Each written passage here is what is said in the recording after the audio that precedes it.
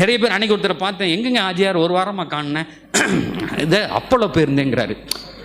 அட நோயாளிங்கிறத கூட அவ்வளோ அழகாக சொல்கிறானே, அப்போலோவுக்கு போயிருந்தேன். அப்போலோவில் படுத்தா நோயாளி இல்லையா? அட நீ நோயாளி தானடா, அது என்ன அப்போலோவில் படுத்தா என்ன? ஒரு ஒரு ஒரு 2 லட்சம் ரூபா செலவு பண்ணிட்டு வந்திருக்கேன்னு தாராளமாக சொல்கிறாரு. காசுகளை சேர்த்து பெருமை அடைகிற வாழ்க்கை.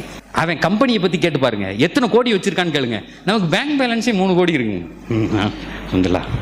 அதை வச்சு என்னங்க செய்வீங்க? வாழ்ந்துடலாம்ல. 3 கோடி ரூபா இருந்தால் சாவ மாட்டேன்னு நினைக்கிறானே, முக்கியமான விஷயம்ல. குர்ஆன்ல அல்லாஹ் சொல்லுவான், ஜமஅ மாலம் ஃபஅத்தத யஹ்ஸபு அன்ன மாலஹு அக்லதா. காசுகளை சேர்க்கிறான், சேர்த்த காசை எண்ணி எண்ணி பார்க்கிறான், பார்த்து விட்டு சொல்லுகிறான், இந்த காசு என்னை வாழ வைத்து விடும். ஜமஅ மாலம் ஃபஅத்தத, சேர்த்துட்டு எண்ணி பார்க்கறான். அதுல ஒரு சுவை இருக்குதுங்கிற குர்ஆன்.